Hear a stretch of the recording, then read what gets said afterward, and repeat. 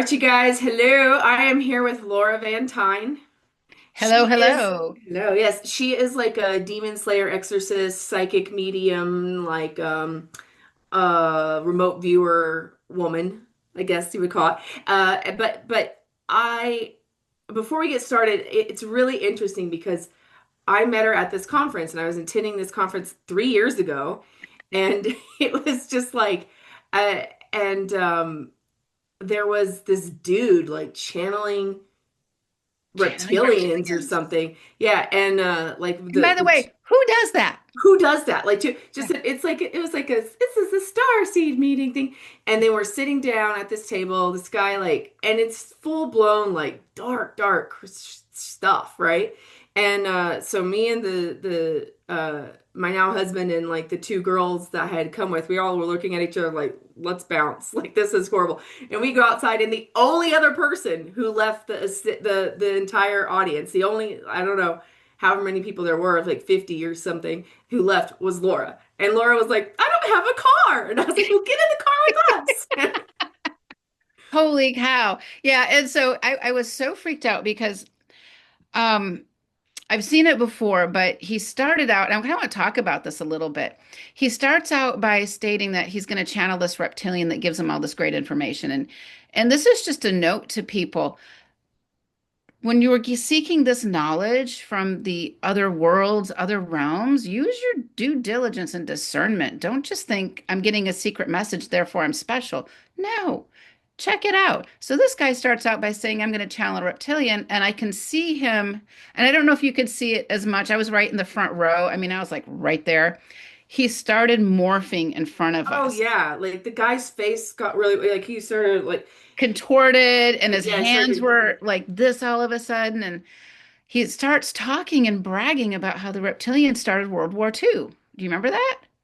Oh, I mean, like that's the thing is like I blocked everything out that he said because not only that, but it was weird. Like I could sense like he was opening a portal and like dark shit was coming through. Like and everybody else sort of Yeah. started getting like They were beads to a sucked in, flame. right? And when I first met him that very first day, he refused to shake my hand because I'm pretty friendly. I'm like, hey, I'm Laura, blah, blah, blah, blah, blah. And he just looked at me and looked down, refused to shake my hand. I thought, okay, that's a sign.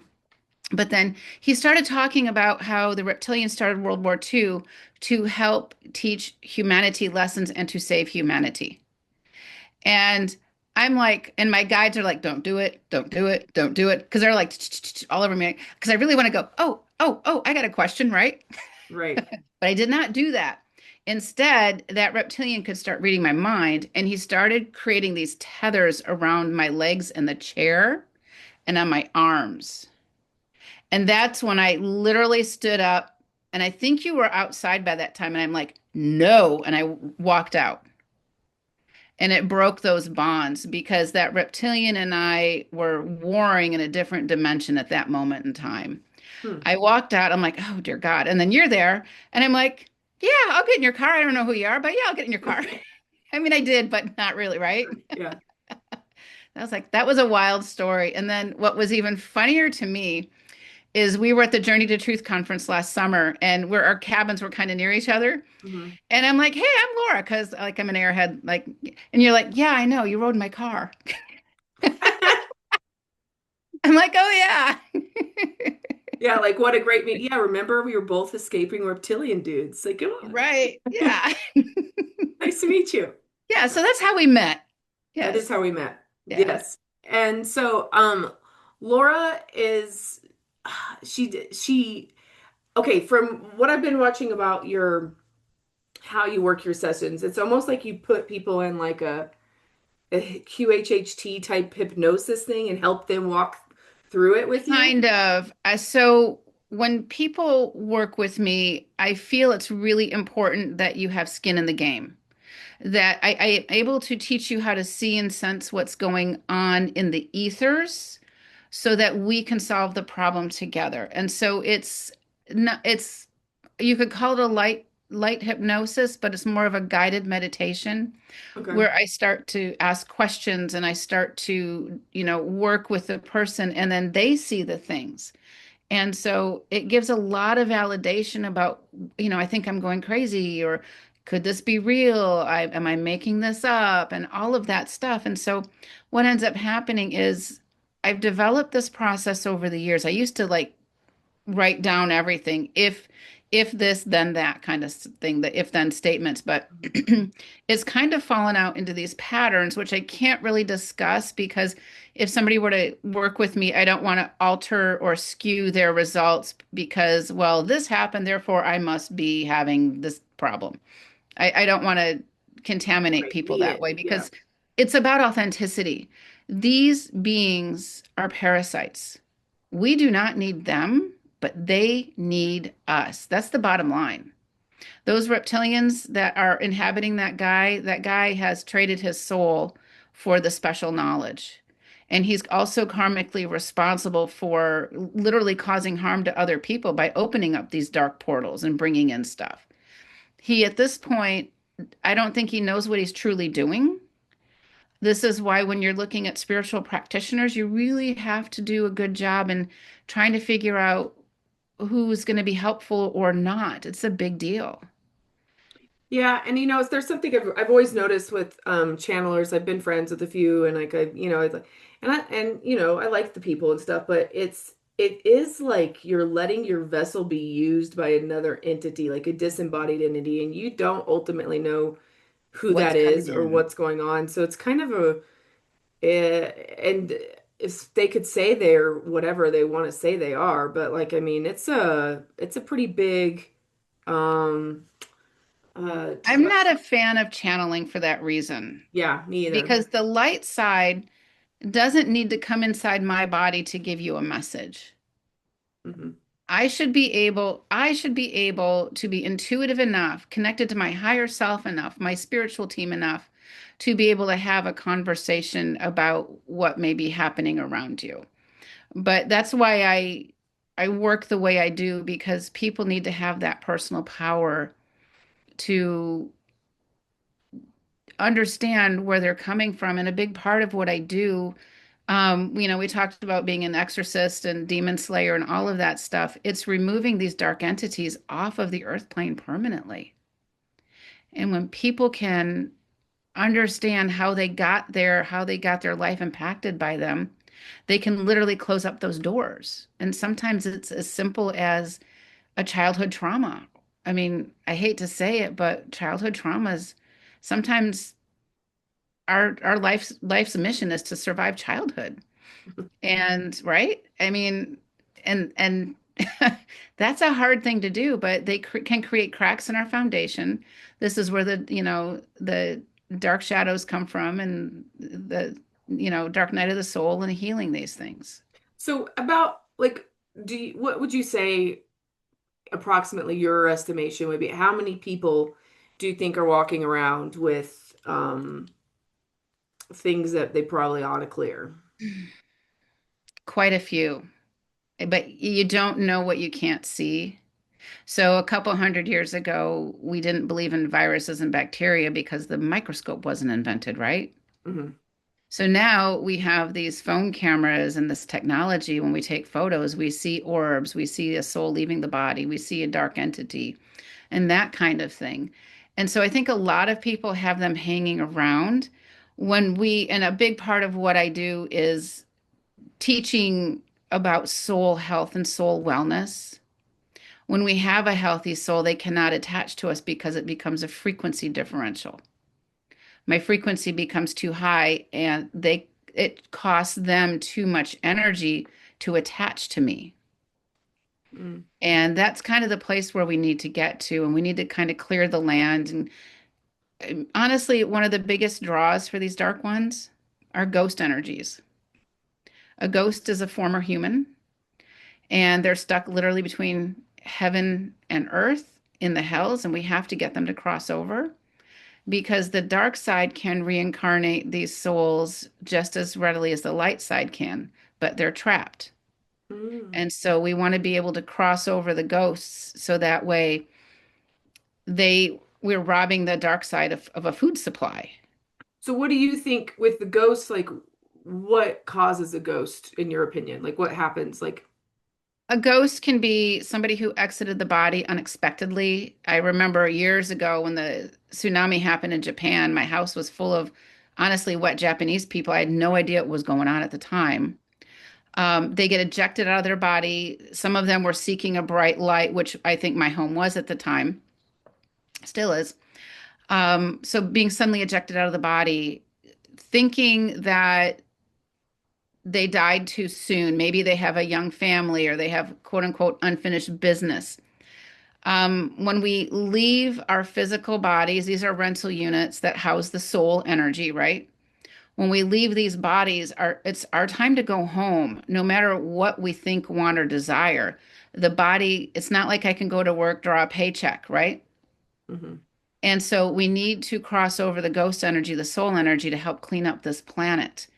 And so those are a couple of reasons, especially if another reason is sometimes the living people hang on to their dead loved one so hard that they cannot cross over. And it's not out of maliciousness, it's out of grief.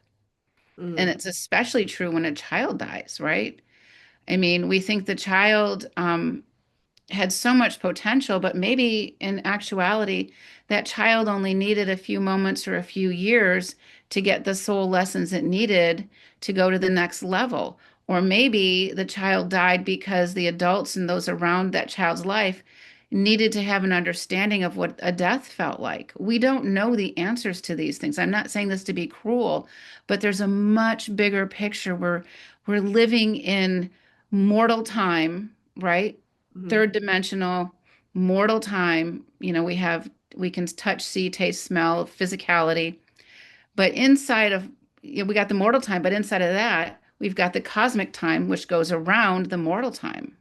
So love never dies. And if we can understand that as humans, the love I had for my child that died early or something along those lines, it continues. And we want to give our loved ones, we want to send our loved ones home to heaven, Hmm. right? Even our not so loved ones.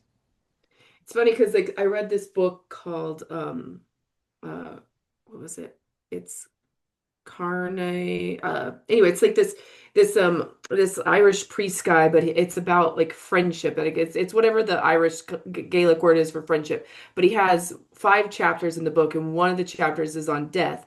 And he was like a for more or less like a death doula, or like he would give people their final Mhm. rites and stuff for many, many years. And he said that what he learned how to do is what was very important for him was that he would, when it was like the day they were dying, he would, before any guest or friend or wife or husband or whatever, any loved one came to see their parent, he would, or their person who was about to die, he would say like you can mourn, you could cry, you can have all your fits out here. In there, Yeah. in there, you need, when you're in front of them, with them, you need to let them know that you're going to be okay, that you love them, that like that you're sending them off in peace, because this will help them release their soul from their body. And he said because when he'd seen so many people struggle in death, when somebody's sitting over there just breaking apart and just like not like saying things like I can't live without you, and I can't, like just having like these horrible or well, like they're going through their grief. But he was like, you don't grieve for the person who's passing in front of them on their last hours. That's not a feeling. He basically writes a chapter about how it's rude to do, and It's how it's cruel. like It's actually, downright cruel yeah. because it's really not about me. It's about my loved one who's going to be passing on and moving on to a different dimension. What it also does is it creates a ghost energy because it creates these black tentacles that wrap around the person. I remember years ago, one of my daughters had a friend whose mom died of breast cancer. And back then, nobody really knew what I did. I had like a company name that wasn't my name because my kids needed to be normal, right? Hmm. And I remember I would take my friend and the kid, my daughter and her friend to basketball practice. And the kid would come to my house, and I knew the mom was living in her house as a ghost. And one day the dad came and said, "Oh, I know she's here. She's in the kitchen. She never leaves the kitchen. We never allow we never allow her to leave, especially during mealtime. And this ghost energy was so angry at her family. It was insane. Mm. She was housebound as a ghost, but one day she followed her daughter to school, latched onto her daughter as a ghost energy, and came into my house. And I'm like, whoa. And she says, you need to help me cross over right now. And I'm like, it took me a moment. I was so shocked. And I said, well, do you have any messages? And she says, no, I am so angry with my family. Right now, I feel like I hate them because they are keeping me in the same pain that I had when I had breast cancer. And they think it's all about them. And as she went on a rant, I crossed her over. She didn't even say thank you. She was boom, beelined. There Yeah, you it, go. it it can be. And so we need to have love and compassion for those around us, even the ones that we don't love so much, the narcissists, the abusers, because when we can put them back into the arms of God source energy, they are now in a realm where they can't cause harm and death.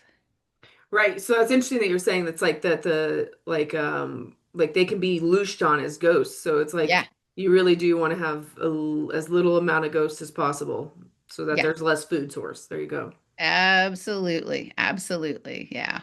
And so how does your abilities work? Like are you see stuff all the time or you just turn it on when you need to tune into something particular or how does it? Now I can turn it on and off.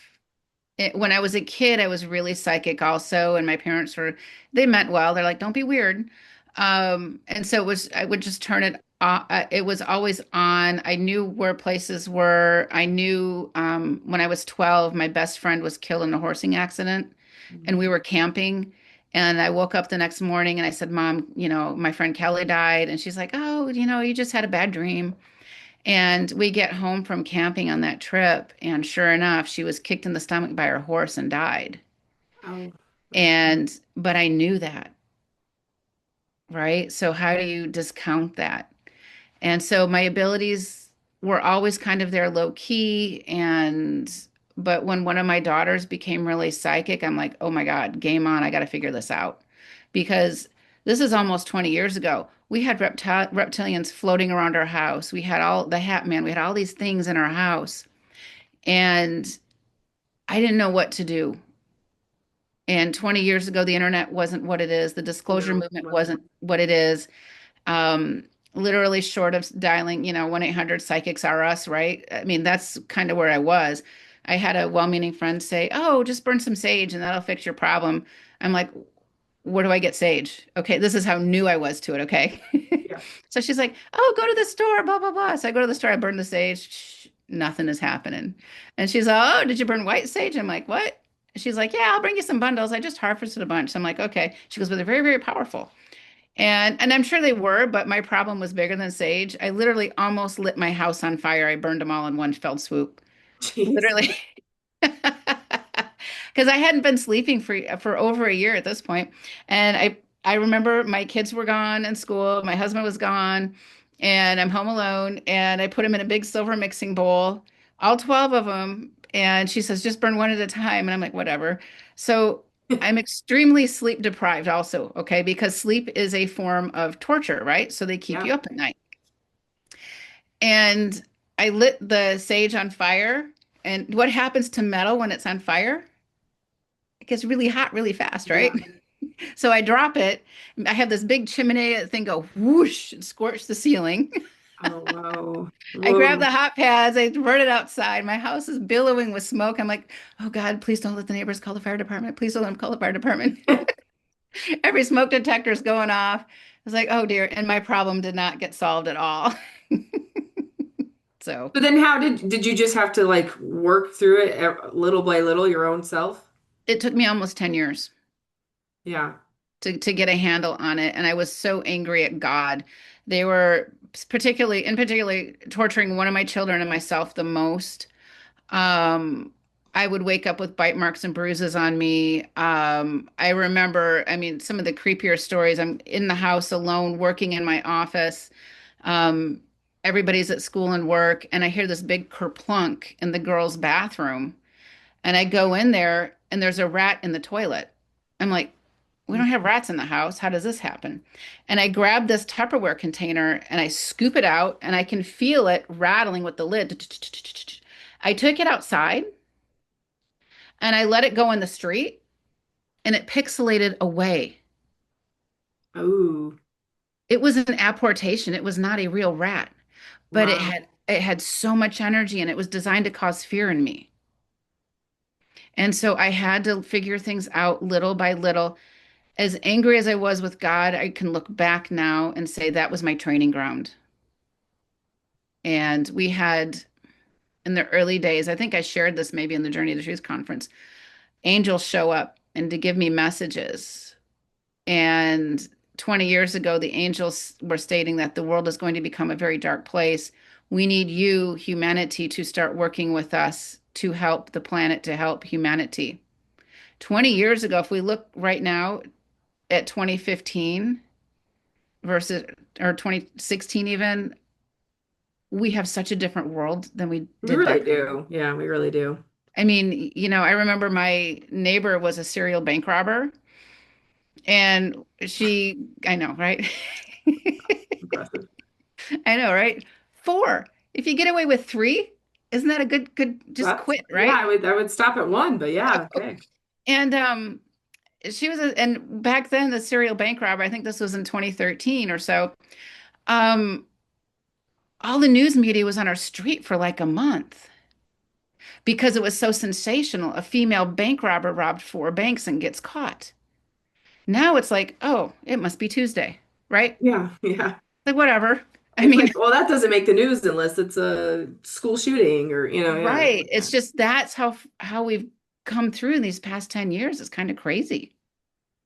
So, is your other daughter that's psychic still psychic? Not so much anymore. She wants nothing to do with that world, which I don't blame her because it was so hard. And I talk about this moment a lot, but we all have our defining moments.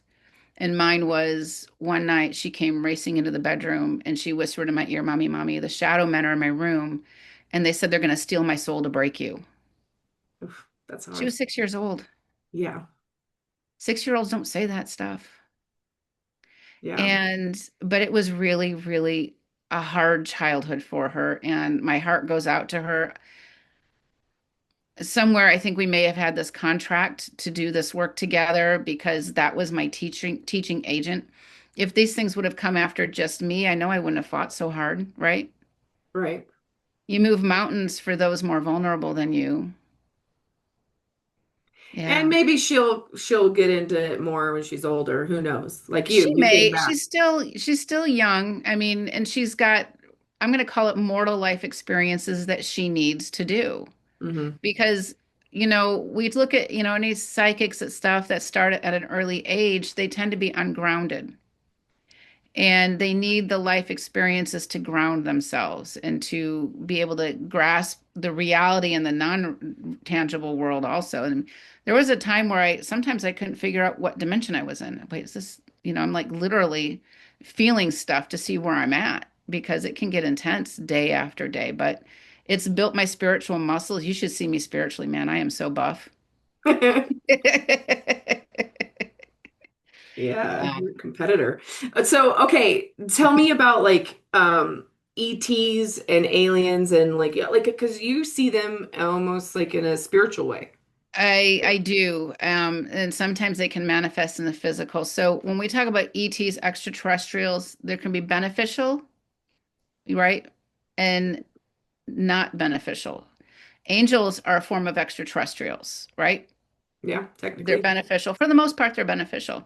We've got Andromedans, we've got Arcturians, we've got all these species that are beneficial that are here to help humanity, but we also have reptilians and all these other things. And I actually have on my property, it's closed up now, but I had this portal that kept opening up and I got attacked so bad. One of my vertebrae was like shifted 90 degrees. Mm. And my chiropractor's like, what the heck? I'm like, yeah, no, just don't ask questions. But I was in a battle, physical battle with them, and they were pinning me down to the bed and literally like punching me and doing all the things that you hear about in the horror flicks. And so I have a trail camera over there, and I noticed where they were coming in, so I could take that energy. And it took me about a year to fully seal it up because they were after me really hard. I have a lot of clients when I'm working with them. I always ask questions. So let's say you and I are working, and there's a bunch of reptilians that we're cleaning up. I put them in a containment field, and I'll pluck one out, and you and I will start quizzing it. And I want to ask questions. And a lot of times people will say, "Oh, they have a school on you. They're studying you." And I'm like, "Yeah, I know. They don't want this to happen. They think that humans are subservient." But with ETs, I've seen them in the physical more times than not. Hmm. I remember um, I got really sick last year, and I feel like I can talk about it now because I'm on the other side of it. Knock on wood. I will never take it for granted though, because if they can zap me once, and they've done it a few times, but um, I'm at the Miami airport, and Miami is super haunted, okay? Maybe it's too close to the Bermuda Triangle. I don't know what's going on down there, Yeah, maybe but hurricanes. I don't know. Like that all the building things. that collapsed. Like they have, I don't know. They have a They bunch got of stuff things. They had there. the mall thing with the aliens. Remember Yeah. that one? Yeah. And, I was hired to go down there a few years ago to remove, they had these gray aliens on their security cameras in these office buildings throughout Miami, same owner. And they're like, "What is this?" I'm like, "It's tall white gray." And so I was able to remove them permanently, but Miami is really, really inhabited. When I say I, my spiritual team and myself, they have not had any more problems since. But I was at the airport last year, almost a year ago, actually, and it was weird because the tram from the car rental place to the airport broke down, and they're busing people and Ubering people. It was a nightmare. And it had never happened before, and it happened 30 minutes before I got there. And somehow I managed to like manipulate time and get to the airport without being Right. making my plane, right? And so I get to the airport, and the airport is dead. There's nobody in the airport because everybody's waiting to get to the airport. And I'm at this belly bar. I'm like, okay, I need to get a bite to eat before I go on this. It's a 6 hour flight from Miami, 5.5 hours, or whatever. So I go up and I grab a bite to eat, and I'm standing at this belly bar, and these two little old ladies come up to me, one on each side of me, and they're on the other side of the little belly bar. And they're like, "Oh dear, may we stand next to you and eat because there's nowhere else for us to sit." And I'm like, "Pff, there. Right. It's all empty." I'm like, "Yeah, sure, okay, sure." And then they start talking about, "Oh, we're going to go to Portland, which is where I'm going." And I'm like, "Oh, that's nice." And I'm like, my spidey senses are all over this. I'm not giving anything up. Then they start asking me, like, "What do you do? And why are you here?" And, "Oh, we're just two sisters. And, we're going vacation and we're heading home to Portland." And I'm like, zip. And they're asking me really personal questions like, "Am I married? Do I have kids?" Like, totally, wholly inappropriate. And we get ready, they announce the plane to leave, and I'm like, "Oh, that's us." And they're like, "Oh, yes." And one of them says, "Oh, I wish I could give you a hug." I'm like, "That's really weird." Mm-hmm. "But the table's between us," she says. Now I take one step over where the table is not between us, but I'm like, not saying a word. She goes, "May I shake your hand?" And intuitively, I just put my hand out there. I was Right. like, damn it. So I shake her hand. And I watched these two women, one walked left, one walked right, pixelate away. Oh no. They just disappeared. And by the way, they were never on my plane. I think they were testing new technology. And you said that your hand hurt or something, right? Or that's where So I felt a zap right in here between my middle finger and my ring finger. And I felt this little crawly thing in here, and I'm working really hard to remove it for the whole flight home. And then it kind of went away. And then that was in about almost a year ago, and then I started getting really tired. And I get up early every morning. Sleeping in past 7 is really late for me. and I'm sleeping until 9. It's 9:30. I'm like starting my clients like later in the afternoon. I'm not doing mornings anymore because I can't get out of my tracks. I'm always low key nauseated and I'm losing fistfuls of hair in the bathtub. Mhm. Every day I brush my hair, I have to clean out my hairbrush. Then one day I'm walking to go feed the neighbor's horses, which is not far away because they're pasturing here. And I just start projectile vomiting. I've never vomited like that before, like 20 feet. It's like, whoa. Mm. And I was so nauseated, I practically crawled on my hands and knees back to the house. The horses did not get fed. Um, and I called somebody and I said, I need help. I don't know what's going on. And Abby Lynn, actually, if you're all familiar with her. And she's like, Laura, you have radiation poisoning. And then I called another mutual friend. I'm like, okay, Abby Lynn says this. And he's like, oh, yeah, those are all the signs. And here's what you do. Da, da, da, da, da, da. And so I was sick for the better part of the year. So and I had it myself tested. I had uranium in my system. Oh, wow. So where do you get uranium from, really? I'm Yeah, not where do you running get around. uranium poisoning? Yeah. And so it's been a year, it's been a process, it's been a huge learning curve, but holy cow, yeah, that was one of my latest encounters with the aliens, nefarious ones. And I realized that I have to be more guarded, I guess, when I'm out and about, right? I should never have shook her hand, but it was just so instinctual. And Right. Yeah, that is, our polite culture kind of sometimes yeah, can get the best of us with some stuff like that. yeah. So Yeah. that So like, do you know that the radiation is gone now? I was getting tested every 2 weeks for a long time, and then it was like once a month, and now it's like it was once a month for a while, and now the monthly ones, there was no radiation, no radiation, no radiation. Okay, So like that's good. quarterly. It's been a process. I got to be honest, it was something so far out in left field, but not really. Well, that's interesting because you don't hear about radiation poisoning a lot. So that's one of those things where, but it's good to know that you can do something about it too. And I'm a flight attendant, so I always worry about my radiation levels being up in the air all the time. So Oh that, yeah. Yeah, yeah. I can imagine. There's when we're off air, I'll share some protocols if you want, just to kind of get it out of your system. There's just a variety of charcoals and biotoxin binders and stuff like that. Okay, But cool. yeah, it was quite the year, let me tell you.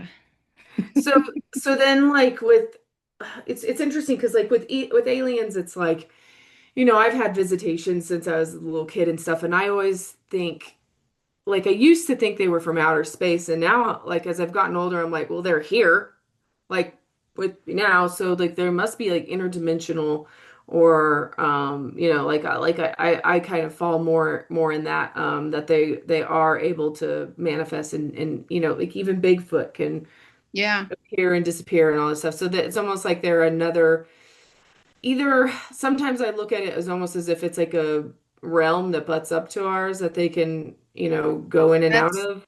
exactly what it is. And we look at dimensions, right? So if we look at dimensions as even like layers, rings on a tree kind of thing. Hmm. Um, there's many dimensions, and in my world, the lower astral is like basically a generic word for the fourth dimension or the hells. But inside that dimension, there's pocket dimensions where they can hide in. And removing those pocket dimensions is key. So these dark ones, when the Luciferic forces left the light of God, right? The fallen angels, whatever we want to call them, there's many species that left the light of God or God's source energy or the creator source. Hmm. All of a sudden they realized, oh snap, we don't have an energy source anymore, right? So they're looking down at humans, not only just humans, but other beings on other planets that are God's source energies. We're all God's source energies. And so their goal is to siphon energy off of us to sustain themselves.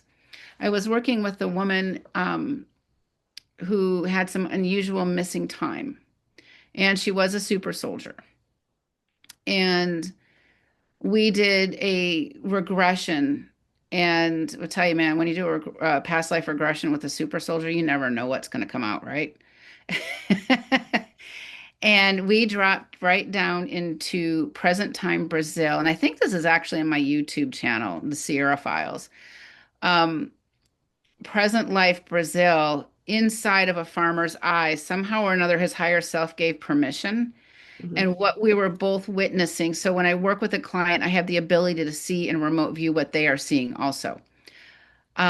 An underground storage unit of reptilian canisters, and these canisters were full of soul energies that they were utilizing as an energy source, a battery, so to speak. And it was a huge cleanup mission. And that's just stuff I could never make up, but it's coming out of her mouth. Hmm. You know that Bob Lazar guy said that they referred to that like I don't know, somehow they referred to humans as, or basically the aliens that he knew, like that communicated, said that we were canisters so that they could come in and out of us. And so, Mhm. yeah, what is your theory on like NPCs, or like who's fully human, who's not human, like what's going on with, like, how come some people can be overly possessed versus others and that kind of stuff? Um, it comes down to spiritual weakness, period. And just because somebody's spiritually weak doesn't mean they're a bad person. Hmm. Bad things happen to good people all the time. But when the dark side soul naps you and reincarnates you, you come back on the earth plane with, a weakened soul energy with cracks in your foundation. And a lot of times these souls will be extracted out of the body, or maybe they have done something to sell their soul for something else. It's an exchange. It's not a wise thing to do. But these NPCs are all over the place. And you can look at, when you look at them, in a way to identify an NPC in general, is their eyes are just vacant. When you're looking at them, there's a vacancy in their eyes. The eyes are the window to the soul. There's not much really there. And so their eyes are vacant. They're more monotone, more robotic. They're not emotional until they're activated. So there is a way to activate them, you think? I do. And I think governments and other ETs work together to activate them to get the school shooters and that type of stuff happening. So when we're looking at I don't want to get too much into politics, but when we're looking at the political landscape right now, we've got all the craziness going on in like Minneapolis and in Portland and all these other areas. The people who are overly emotional are NCPs. They're being triggered. If you can't look and at a situation and have a logical discussion, you can have a heated discussion over a situation, something else is controlling you. Those people do not have free will, and they need to figure it out because at the end of the day, it is not good on that side. So when you've got I'm going to call it the crazy white woman screaming about whatever, what is her purpose? Why is she doing this? What is triggering her? You know, You know, I kind of find like like news and politics, and for me it very much feels like sports team stuff, and it's like it's yeah. interesting when people get like overly emotionally invested in that. I always have a hard time like It's uh just they're actors in a play, right? The yeah, they whole really are, thing. and they're it's like you're actively getting like that emotion, that rise that you're getting is a form of something's looshing off that emotion. And it's contagious too. How many Mhm. times have we gone into a room? Maybe a business meeting with the boss, or maybe it's a family reunion. You walk in and you feel the energy is so heavy or so volatile.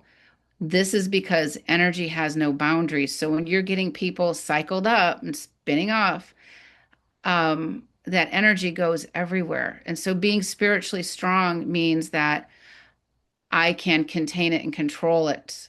I don't have to be a part of it. And this is where it makes a certain group of people harder to control.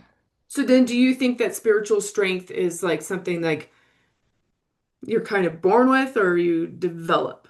Both, right? We're all born in karma. What I mean by that is we're not born equal. All right, we're born in different bodies, body types, Hmm. body ailments, locations, right? We're born into the area for which our soul is seeking the most optimal growth. And some people have had lifetimes where they've done good deeds, et cetera, or they've learned their lessons, so they come in a little bit stronger. Other people come in with, cuts and bruises and scrapes all over their soul that they have to heal. It's not a judgment, it just is what it is. But it's up to all of us to do the best we can. We Hmm. all make mistakes. There is no learning in perfection. So we just have to go about it and learn that we don't react. When we stop reacting with emotion, we start connecting to our higher self and we start reacting with more wisdom and discernment. And that's where we need to be.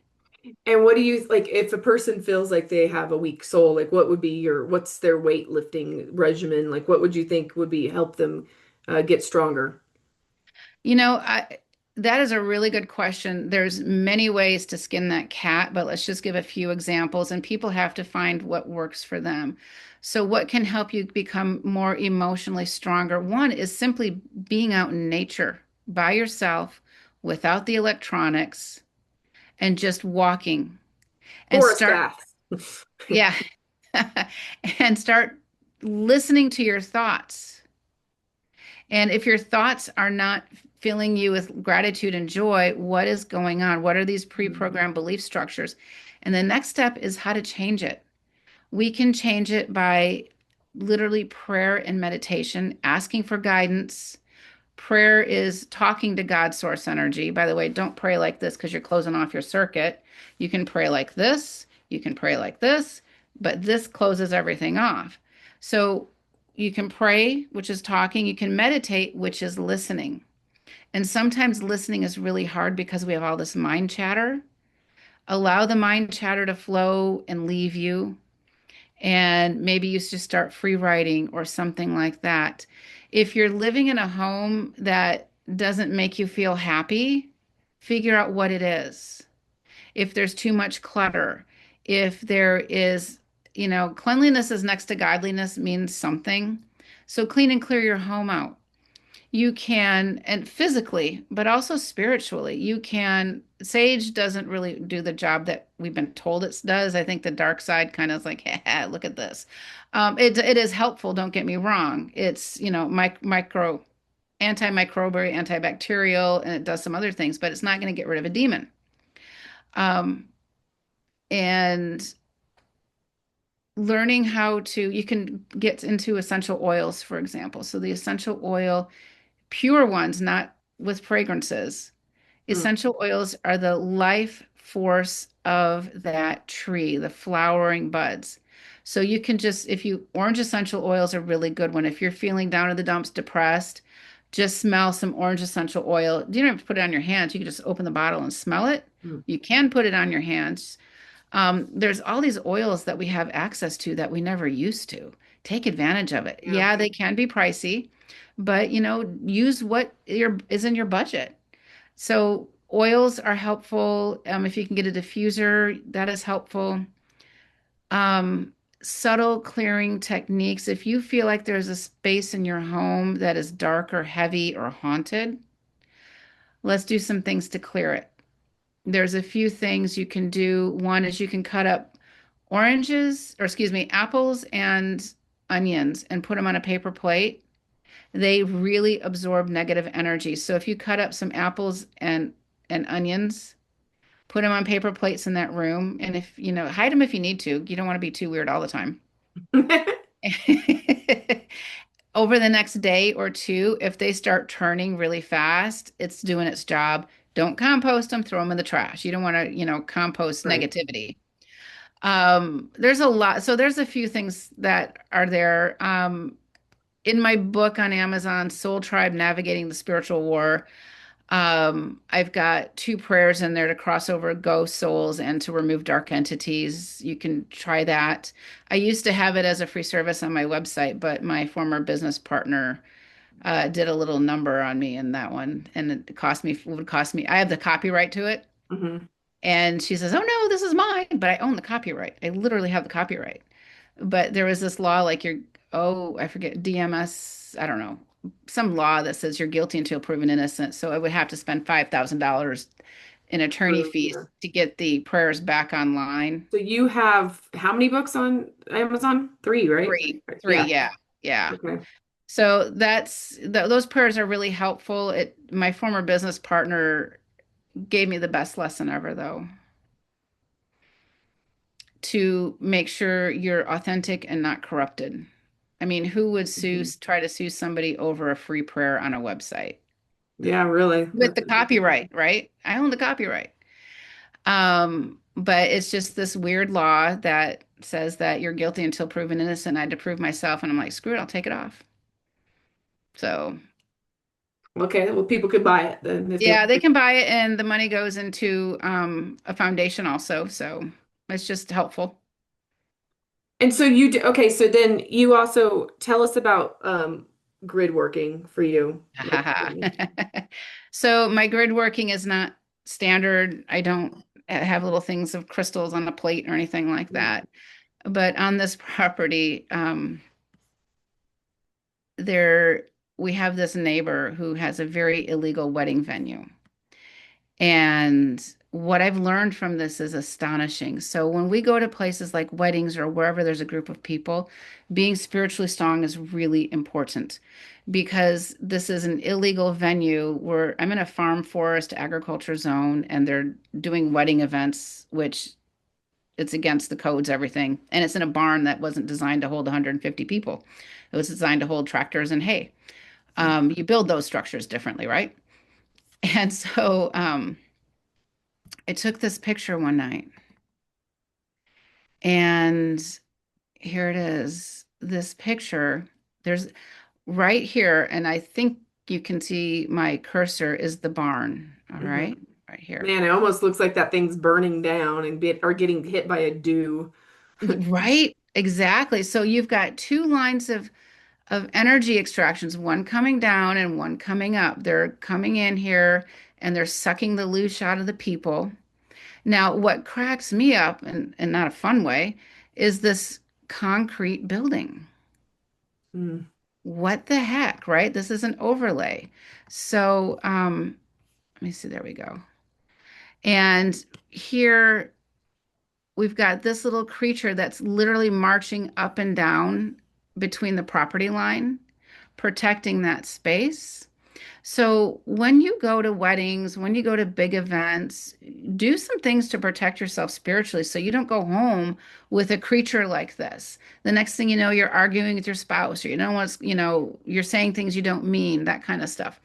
And so we've been actively pursuing this, I call it the wedding loosh machine, legally for the past 2 years, and they're starting to kind of lose a little. And this was taken in April of 2025.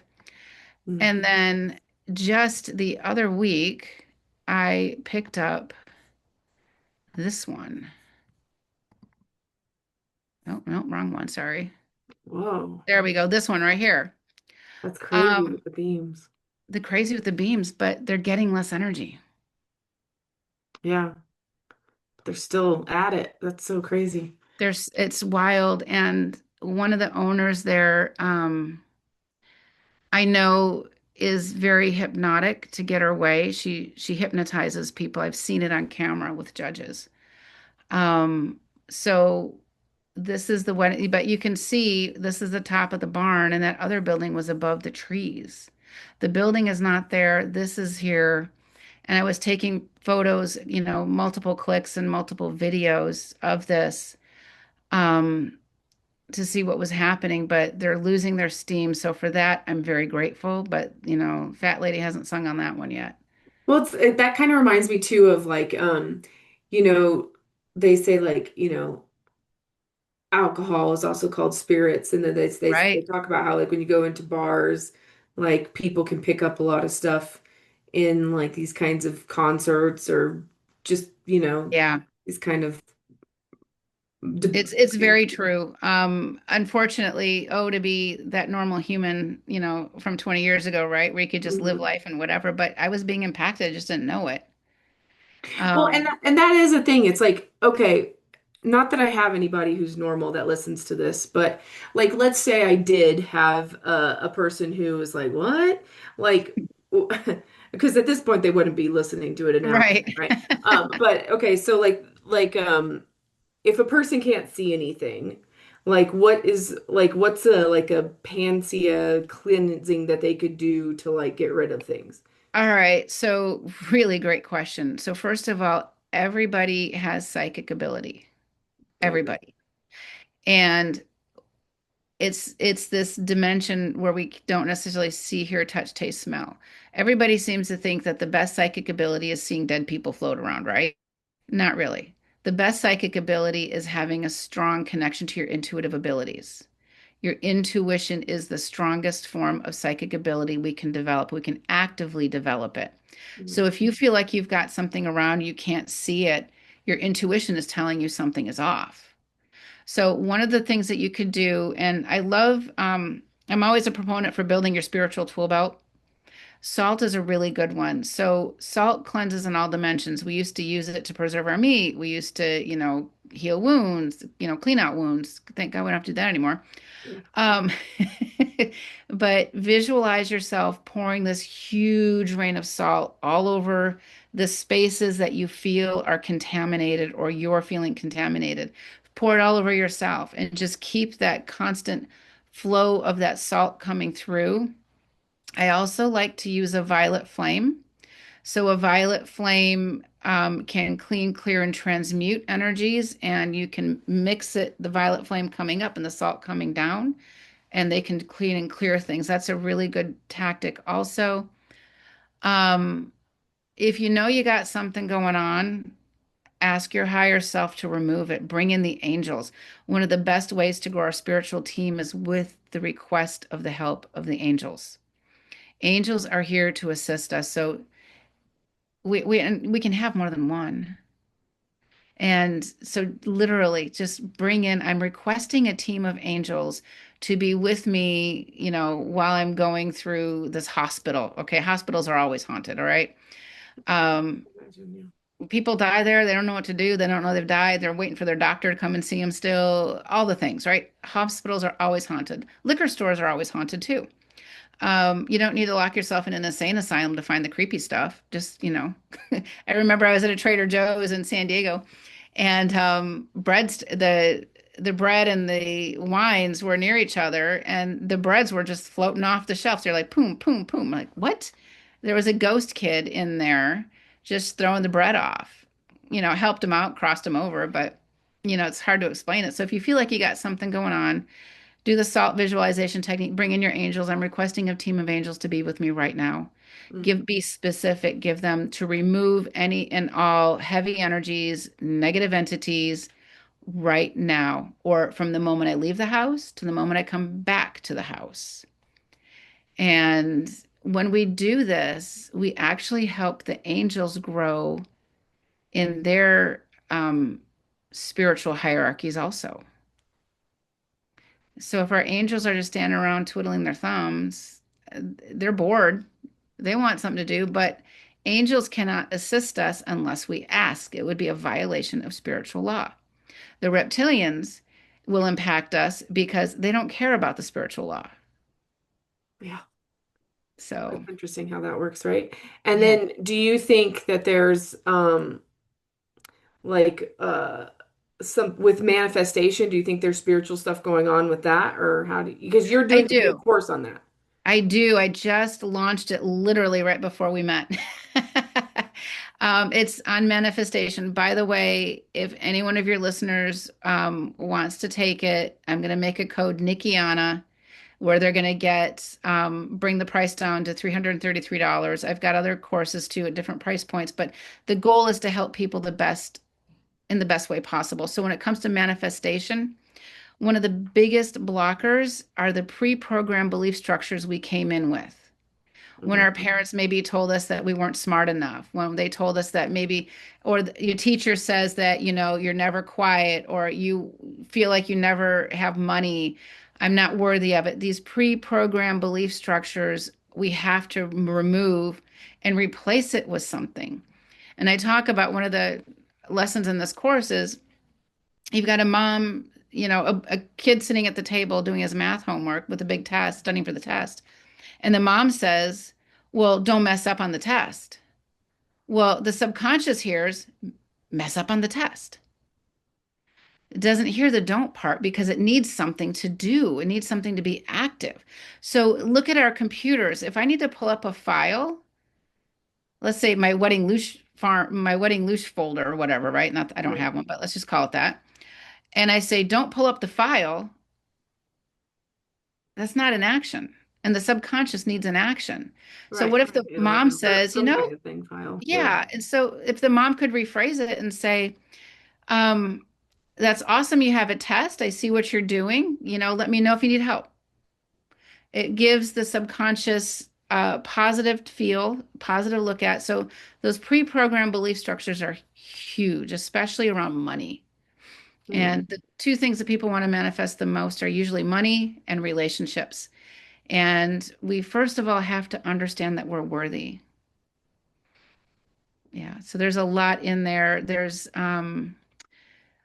a couple aspects we're going to talk about developing your relationship with your higher self because your higher self helps you to enter the quantum field.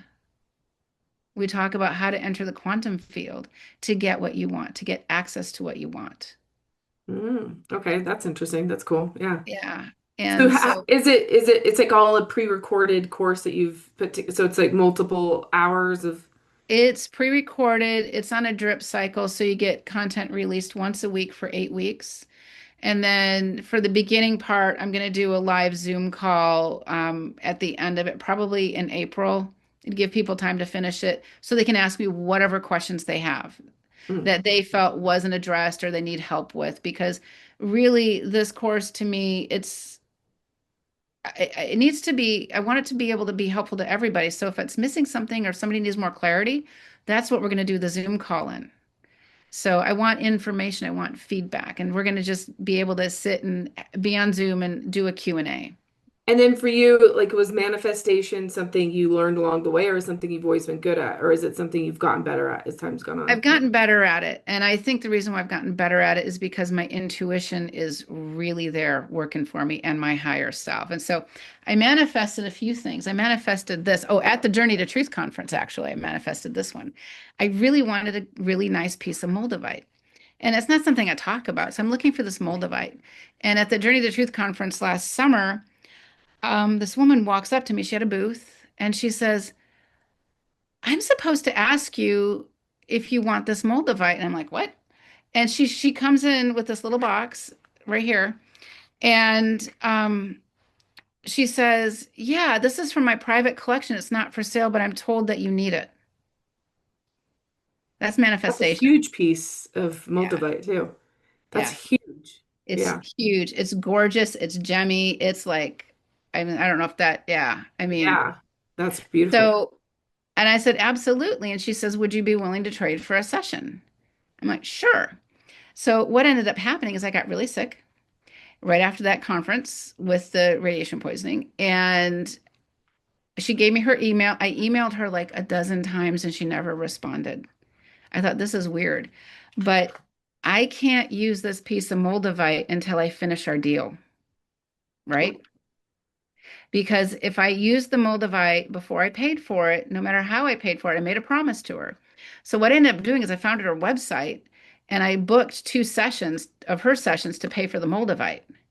When I booked the sessions in the notes, I said, "Oh, this is for the moldavite."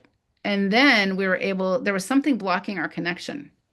And then Interesting. Wow. I could use the moldavite. So this is like, I like to practice manifesting small things all the time because when I need a big ask, I can manifest it faster. So manifest a good parking spot, manifest whatever. I did a social media. This is another thing I manifested, the perfect coffee mug, which I can't show you the inside of it. I was looking for the perfect coffee mug with a look and feel on it. Hmm. Just like That's I cool, like, Mug. That is cool. yeah, right. And so, um, and I worked with a client who really had, I mean, my God, she was hit by 2 cars as a pedestrian in a year. Who does Jeez. that and survives, right? Right. She can't work. I'm like, you know what, honey? And she'd worked with me before. I'm like, look, we're just gonna work. Don't you pay it forward some other way or whatever. And she's like, I have no money, but the government of where she lives is offering me free art classes.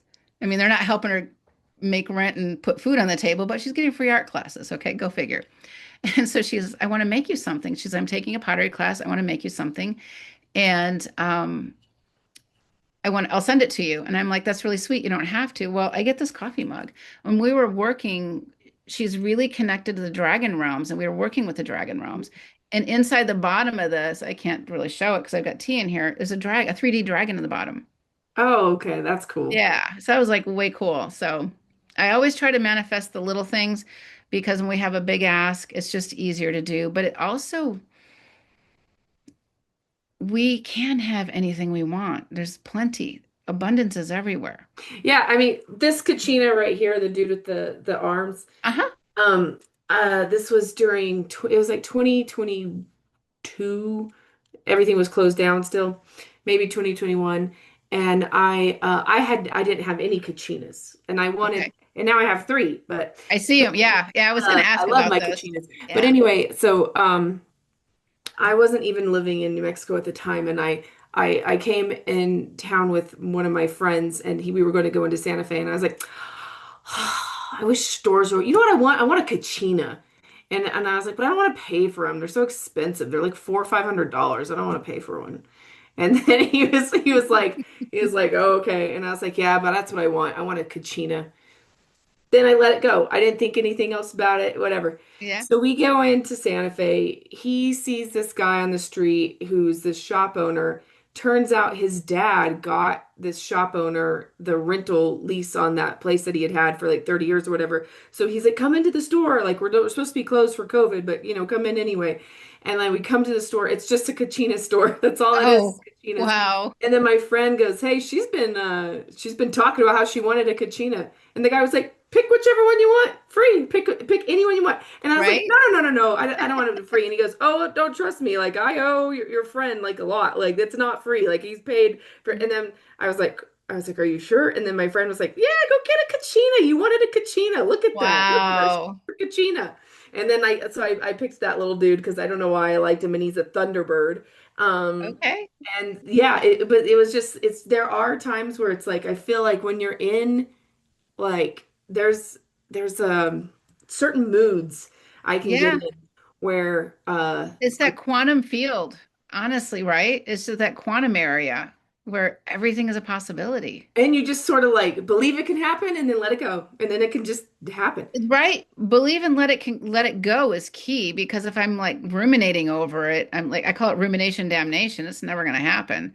But also this guy was able to pay something forward for what he was gifted in that rental space, right? Hmm.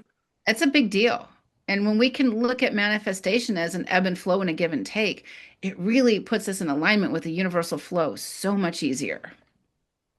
Yeah, it really does. So you never know what you can actually get when you just Yeah, put it out there.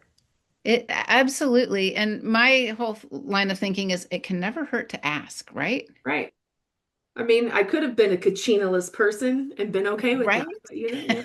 Now you got a holy trinity of them. Yeah, true. Now I got three of them going on. Yeah, Yeah. I don't know.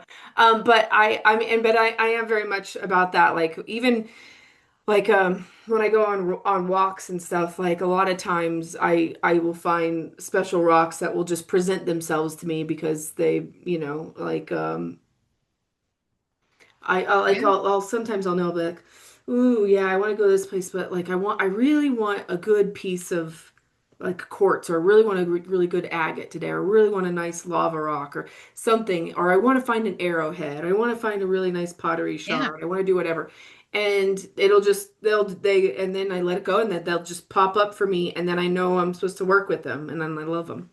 Yeah, it's key though. And when it comes to manifestation, I think a lot of people sell themselves short. You got to know you're worth it. Absolutely.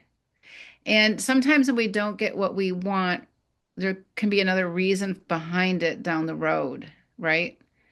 You didn't get a job that you really wanted. You couldn't manifest that job, but maybe somebody else needed that job more, or maybe you're supposed to be doing something else. And so, I used to be I was a middle school math and Spanish teacher, and I taught elementary school for a bit. I thought I'd be retired, but gave me this huge left turn into the paranormal, which I didn't know anything about. And so here I am. There's never accidents in the world.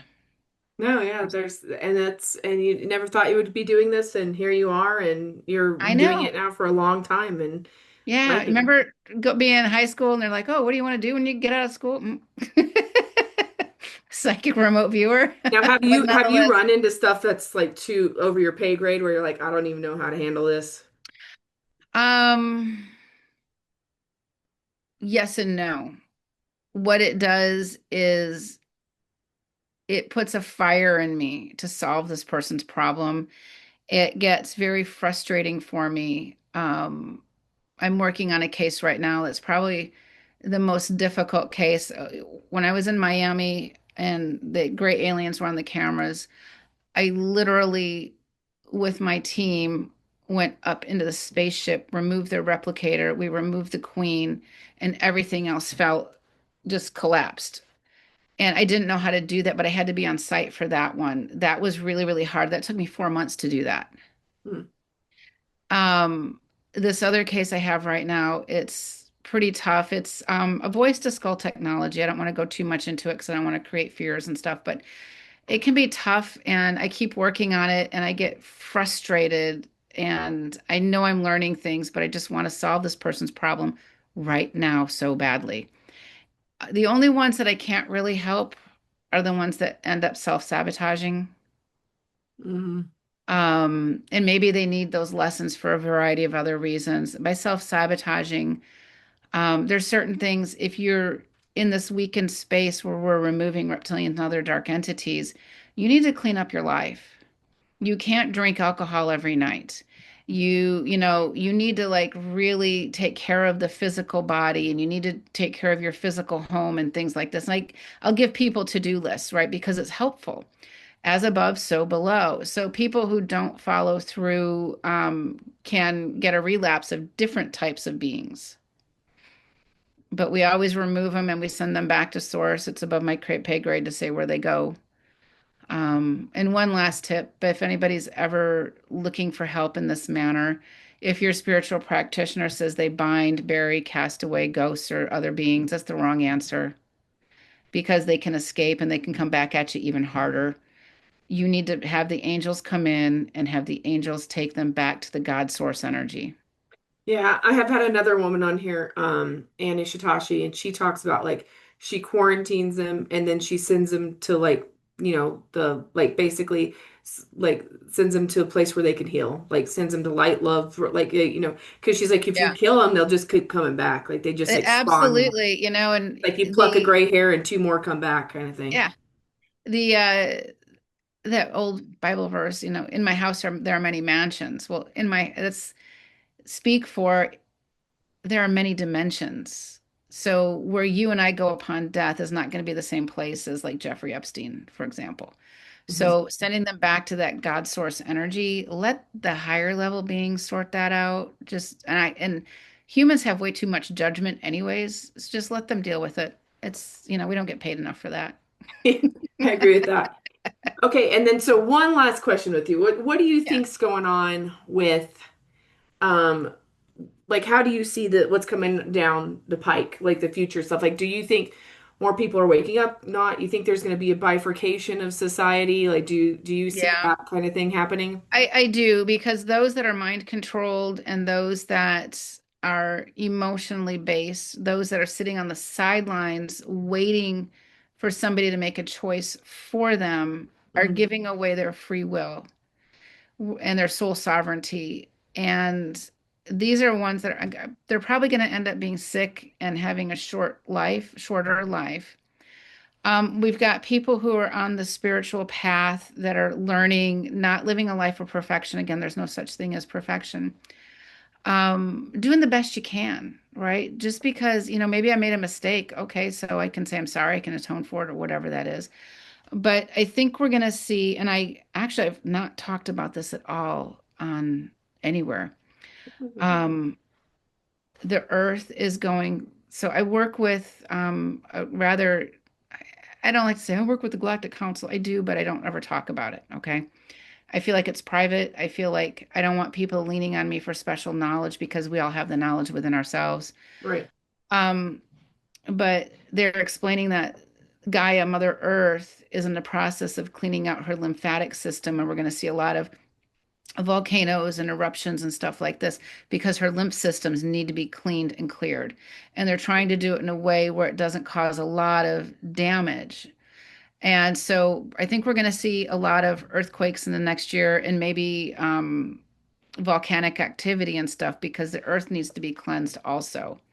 But geopolitically, it's all the actors on the world stage. We are at a better point than we were a year ago, I do believe. There are some things really getting cleaned up. This morning, I was working with a small group of people um, on crossing over all the dead between Ukraine and Russia. I mean, it was so impacted. And then removing the nefarious beings that are feeding off of this energy. And so I'm hoping that calms down the energy over there.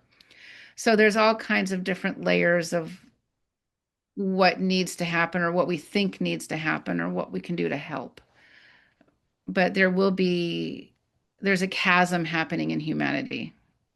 Yeah, and I feel like things are speeding up too. I mean, more and more people are quote unquote awakening, whatever that means, but Yeah. coming to like these kinds of subjects than ever Yeah. before.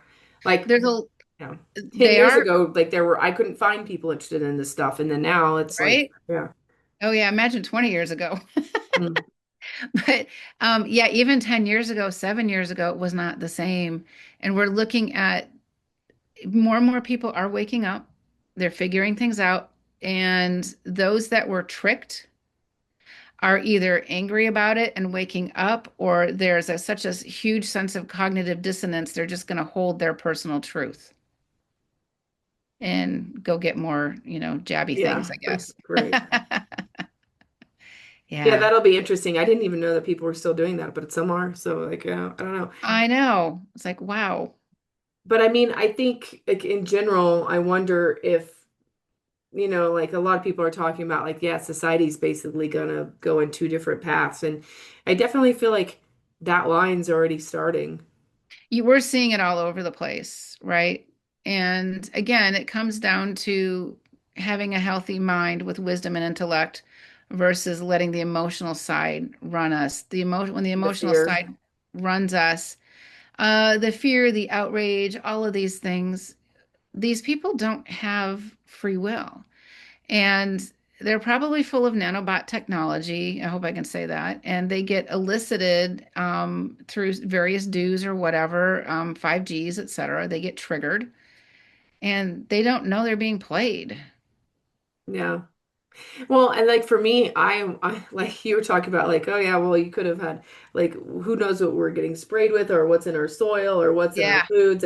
Like part of me is just like, ugh, like I mean, we have to really even if you are on a more like sovereign path, like you still have to figure out your own, you have to take your own health into your own hands and like look at ways to clean all that out and do everything, which is Oh, really absolutely. I am in Oregon now, and it's not uncommon to see 50 chemtrails a day. yeah. It is crazy. And I know that I have to do heavy metal detoxes. I know that I have to do all of the parasite cleanses, etc. And before it was like, oh, you just did one and you're kind of done for a while. But I think now we're at this maintenance schedule because there's so much toxins and toxicity being thrust upon us. So we have a softer mind, we have brain fog, we have those things Hmm. and we can escape it. We don't have to live with it, but it's harder. It is more expensive also. Let's just be blunt. Yeah. Um, Unfortunately, it's like those who can manifest money, manifest the ability to pay for that. When I had the radiation sickness, the stuff I was taking was like 2 grand a month. And I'm like, okay, I need to manifest this extra money every month, right? I did it. Yeah, I mean, because like anytime you go to a natural path or you go to like I was going to an acupuncturist for a while and doing like a weekly like hormone balance thing and it was like I mean, 150 a pop. You're kind of, Yeah. yeah, it's it all, and then none of that's covered by any kind of insurance or anything, right? No, if it's Yeah, good for you, it's not going to be covered by insurance. That's my right. motto. Pretty much, yeah. Like, yeah, no, you're gonna be Unless you paying, break a bone or something. right? Yeah. Yeah. Well, this was fun, Thank Liz you. Laura. Thank you. And thank you for having me. It was so good to see you again. And I just started laughing this morning about the reptilian. Just like, yeah, that's how I met Nikki. Yep. That's, I mean, Yeah. that's kind of how I guess I roll. Just Yeah, very, yep. Absolutely. yeah. So, and I am blessed I get to meet the best people all the time too, minus the nefarious aliens. So tell us about where people can find you and what you have coming up going on. You've got your course. All You right. just, I got the course. So it's my name, lauravantyne.com, vantyne.com. And on my website, I write weekly blogs. I've been doing it for a couple years. So if people are looking for information, you can just go to the blog in the search bar, type what you're looking for. I really want to make this information affordable and accessible, period. I've got, my YouTube channel and stuff like that, with client sessions. Mostly my YouTube channel is client sessions where I explain and break down, which is what you're talking about, what's going on and stuff. Um, yeah, I've got a retreat coming up in Sedona with Abby Lynn and Sherry Div Band the beginning of March. So I'm excited about oh, that. that'll be fun. Yeah, and then a couple little things here and there and just working on some more books and just keeping busy. The manifestation class just got released. So very happy about that. And And and so I'll put all the information at the bottom and all the codes and all that. And then like with your retreat is like what are you guys doing there? Like what is that going to be about? it's in Sedona this time. So Abby Lynn, Sherry Div Band, and I do two a year. It seems like we're on that track. And we do a couple of things. One is my role is spiritual self-defense, all a deep dive into spiritual self-defense and all the things that you can do to help yourself. It's a big deal. And then Abby Lynn does toning, which if you've not heard her tone is like amazing. She does individual tonings for everybody there. They're small retreats, no more than like 12 people, maybe 15 if we can swing that, because we want it small and intimate. She does some other things too. Sherry works on, ancestral healing and stuff like that. And she does something called access bars. And the three of us fit together nicely. We do very different things, but it's a spiritual weekend where you get to take home these easy, practical tools. Because when you go to these retreats, you're like overload. It's like Monday's here, forget about what I just did over the weekend. It's not like that. So we want you to, and it brings in a huge sense of community also. And for this one in Sedona, I bought everybody a set of dowsing rods. Oh, that's cool. Of course, Yeah. we're going to play with the energies and figure out what feels good and not and why. We're using dowsing rods for that. It Okay. was so lovely to have you. We will have you on again and yeah, this is Thank cool. you. All right, bye.